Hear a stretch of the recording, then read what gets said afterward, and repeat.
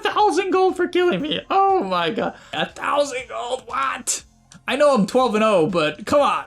Hey, what is up guys? It's your boy Speed here, and today I'm going to be teaching you guys how to win with Dota's worst hero. Literally the worst hero in the game. You don't believe me? The win rate is currently 43.26%, and on Dota 2 Pro Tracker, tracking higher MMR games, it's 48%. In games 9500 MMR plus, it's 46%. So really this hero just doesn't have a lot going for it, which is crazy because a lot of pros are picking it, but in your average pub, just doesn't have a lot going for it. It's funny, this hero can scale, however the execution is incredibly difficult, very specific, and requires a pretty strong understanding of Dota. So hopefully I can teach you guys some of that here today, and let's get into it. Alright, before we get into the main part of the video, I do want to let you guys know that I'm not only posting videos here on YouTube, I also frequently post videos on the website. If you don't know what I'm talking about, almost every single day I'm posting a new video to the gameleap website. We're going to teach you guys in depth about how to get to the next level. So if you want to become absolutely broken, click the link down below and sign up. All right, getting off the bat, we're going to be playing core Batrider. This is a pub I played and I destroyed, absolutely annihilated, 19, 1, and 18. And I just picked Batrider off a whim. I'm like, this hero's pretty fun. Could be a good time. On top of that, they had limited control. And I would say if I'm looking to pick Batrider, I want to pick it into limited control because no control means you can actually track them with Firefly. If you're playing against Crystal Maiden, it's pretty damn hard to use Firefly, because you just get slowed and disabled. So in the laning stage, the main benefit of this hero is that you have pretty good stats. 330 base movement speed, 5 armor, and extremely high base strength. I almost have 900 health. That's higher than a lot of strength heroes. Like Slardar stands no chance to Batrider. So yeah, you buy a ton of stats because you're universal, and then if the support steps out of position, or carry, but usually support, you bump them into you with Flame Break.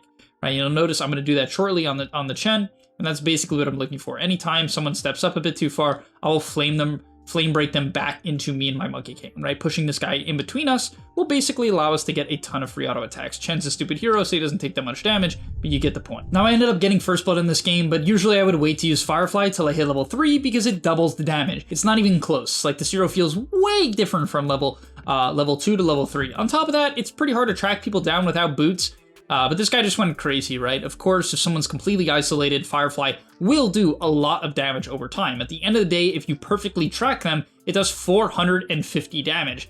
However, it does way more than that. It does 900 damage at if it's perfectly tracked at level 3, so it's not even remotely close. In terms of items, you buy a bracer, so you have some damage to last hit because you're universal, and then you buy boots, and I also bought a mango as well as getting the lotus to help with the mana problems that this hero often has. Now once you hit level 3 and you have boots, this is when you get aggressive. Most heroes, including heroes that typically counter Batrider such as Faceless Void, actually struggle to fight Batrider once he hits level 3, so it's important you abuse this timing. You can see I walk up to a full HP Terrorblade with a 10 stick and a Fairy Fire as well as a Chen behind him, and I just go on the guy, and it might seem insane, but with the control from the Monkey King, as well as a pushback, I honestly think I pushed back early there. You want to try to push back as late as you can. You want to push them back when they're out of the Firefly, so I kind of messed up there. But either way, we're able to track this guy down. 10 stick Fairy Fire.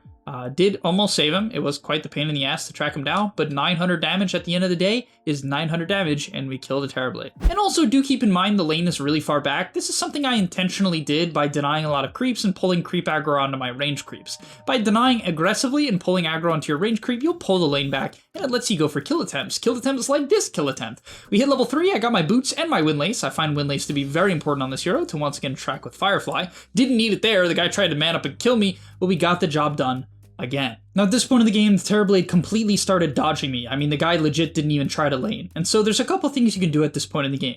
You can go for solo kills, which your hero is stupid good at, or what you can do is flash farm. You can flash farm because Firefly is easily one of the best farming spells in the game. As I said, at this point in the game, it does like 1,300 damage or something like that. I think it's 1,350, right, if it's on them for the entire time. So you can imagine, yes, it can farm. This ability is really good at farming. It's only a 20-second downtime as well, which is really not that long. And so yeah, at this point, I decided I wanted to cut this wave. However, this Chen was being incredibly disrespectful. Even here, I should have instantly ran at him. I don't know what I was thinking.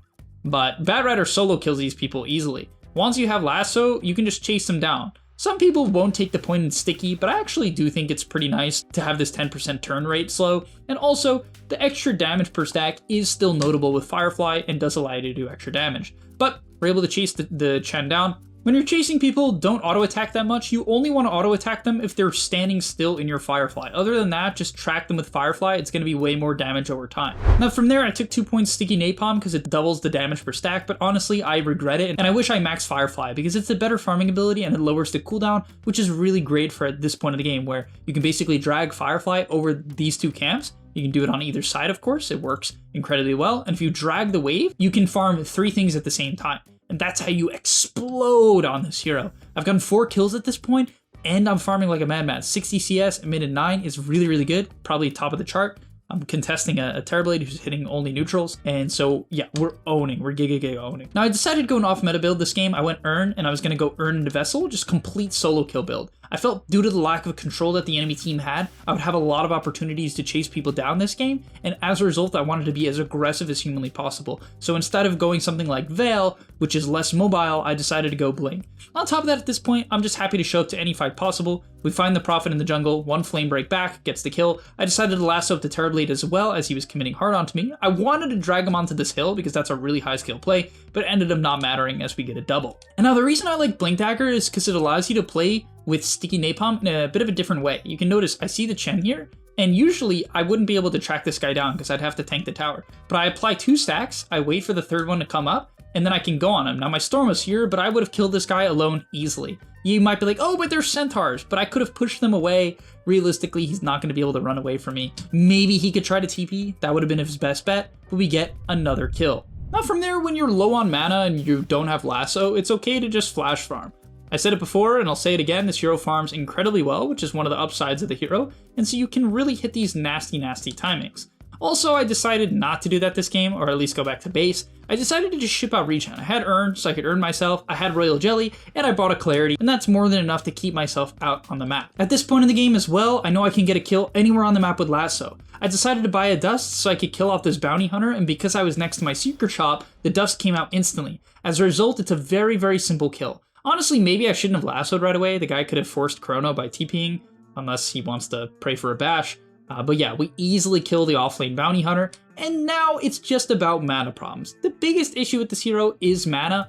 Honestly, in hindsight, I considered buying mana boots, because you kind of need it. Like, I have Royal Jelly, and I'm spamming Clarities, and yet it's still hard to maintain. And I assure you guys, if you're playing the worst hero in Dota, which is this hero, you might run out of mana a lot, and then you'll take a team fight and you can't even use any of your spells, or half your spells.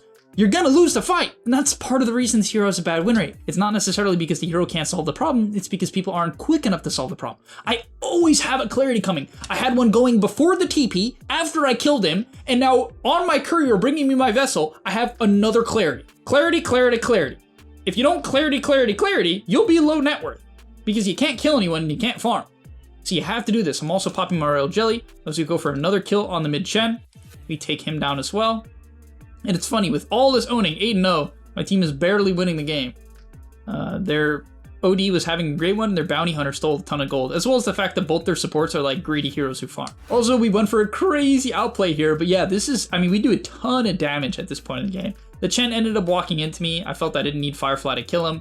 I just used Flame Break with a couple of sticky napalms, and this Terrorblade decided to chat up. I'm like, what's up, bro? So we dropped the vessel on him, we lasso him, and we put his ass on the hill. I'm like, how did you expect this to end?